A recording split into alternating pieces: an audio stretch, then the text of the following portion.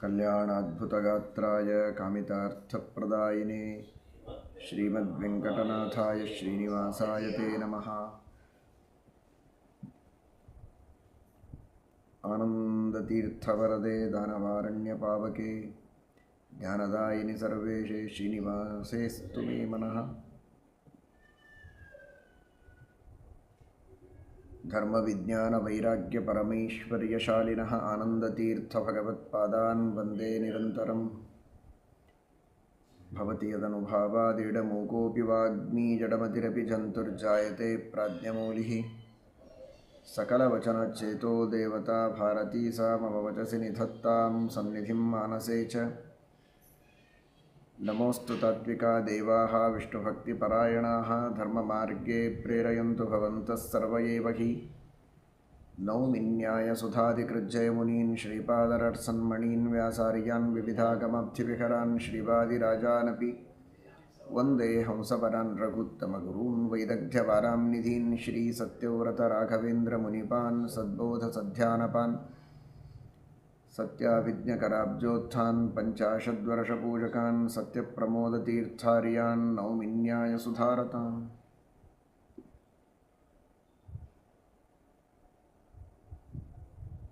ಸುಮ್ಮನೆ ಕಾಗೆ ಮುಳುಗಿದ ಹಾಗೆ ನೀರಿನಲ್ಲಿ ಮುಳುಗಿದರೆ ಅದು ಸ್ನಾನವಲ್ಲ.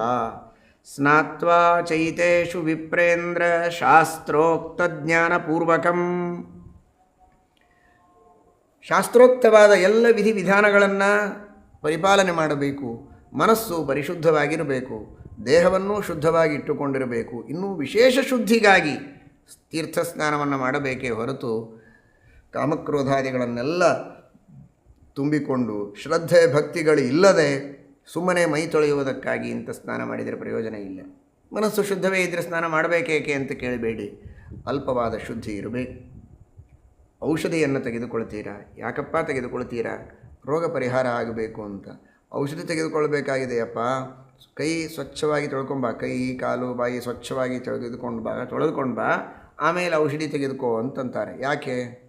ಎಲ್ಲೆಲ್ಲಿಯೋ ಹೋಗಿ ಬಂದಿರ್ತೀರಾ, ಕೈಯೆಲ್ಲ ಹೊಲಸಾಗಿರ್ತದೆ, ಮತ್ತು ಇನ್ಫೆಕ್ಷನ್ ಆಗೋದು ಬೇಡ ಅಂತ. ಅಲ್ಲ, ಔಷಧಿನೇ ತೆಗೆದುಕೊಳ್ತಾ ಇದ್ದೀವಲ್ಲ, ಮತ್ತೆ ರೋಗ ಪರಿಹಾರ ಆಗಬೇಕು ಅನ್ನೋದಕ್ಕೋಸ್ಕರ ಔಷಧಿನೇ ತೆಗೆದುಕೊಳ್ತಾ ಇದ್ದೀವಲ್ಲ, ಹೊಲಸು ಕೈಯಿಂದ ಯಾಕೆ ತಗೊಳ್ಬಾರ್ದು ಅಂತ ವಾದಿಸಿದರೆ ಏನು ಉತ್ತರ ಕೊಡಬೇಕು ಅದಕ್ಕೆ? ನಿಜ, ಒಳಗಿರೋ ರೋಗ ಹೋಗೋದಕ್ಕೋಸ್ಕರ ಔಷಧಿ ತೆಗೆದುಕೊಳ್ತಾ ಇದ್ದರೂ ಕೂಡ ಹೊಲಸು ಕೈಯಿಂದ ತೆಗೆದುಕೊಂಡು ಇನ್ಫೆಕ್ಷನ್ ಮಾಡಿಕೊಂಡ್ರೆ ಇನ್ನಷ್ಟು ರೋಗ ಉಲ್ಬಣಮಾದೀತು, ಜಾಸ್ತಿ ಆದೀತು, ಔಷಧದ ಪರಿಣಾಮ ಸರಿಯಾಗಲಿಕ್ಕಿಲ್ಲ ಅನ್ನೋದು ಅರ್ಥ ತಾನೇ.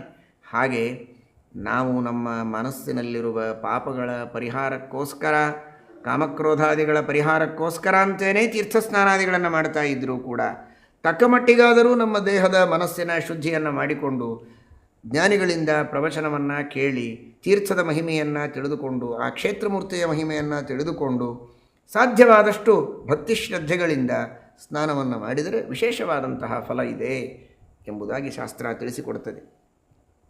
ತಿಸ್ರಃ ಕೋಟ್ಯೋರ್ಧ ಕೋಟೀಚ, 3.5 ಕೋಟಿ ತೀರ್ಥಗಳು ಪ್ರಸಿದ್ಧವಾದಂತಹ ತೀರ್ಥಗಳು.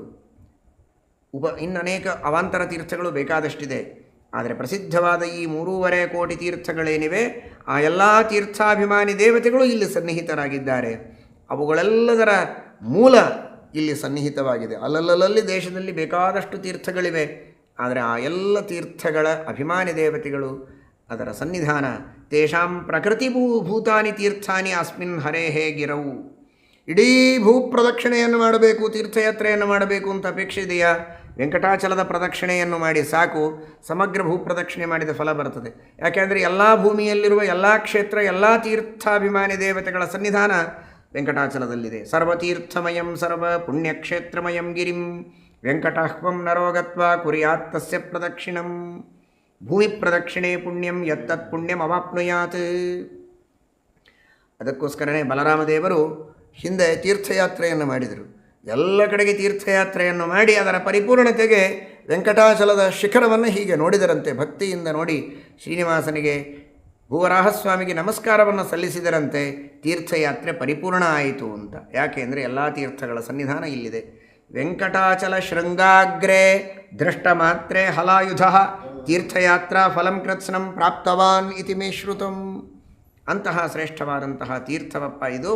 ಆದ್ದರಿಂದ ಈ ತೀರ್ಥದಲ್ಲಿ ಈ ಎಲ್ಲ ತೀರ್ಥಗಳ ಸನ್ನಿಧಾನ ಇರುವ ಈ ವೆಂಕಟಾಚಲದಲ್ಲಿ ಪರಮಾತ್ಮನ ಸನ್ನಿಧಾನ ಇದೆ, ದೇವತೆಗಳ ಸನ್ನಿಧಾನ ಇದೆ. ಇಲ್ಲಿ ಪ್ರದಕ್ಷಿಣೆ ನಮಸ್ಕಾರ ದರ್ಶನ ಮಾತ್ರದಿಂದಲೂ ಪಾವಿತ್ರ್ಯ ಇದೆ ಅಂತನ್ನುವ ಮಹಿಮೆಯನ್ನು ನಾನು ವಾಲ್ಮೀಕಿ ಋಷಿಗಳಿಂದ ಕೇಳಿದ್ದು ಅದನ್ನು ನಿಮಗೆ ಸ್ವಲ್ಪ ತಿಳಿಸಿದ್ದೇನೆ ಅಂತ ಶೌನಕಾದಿಗಳಿಗೆ ಸೂತಾಚಾರ್ಯರು ತಿಳಿಸ್ತಾ ಇದ್ದಾರೆ. ಹರಯೇ ನಮಃ. ಶ್ರೀಕೃಷ್ಣ.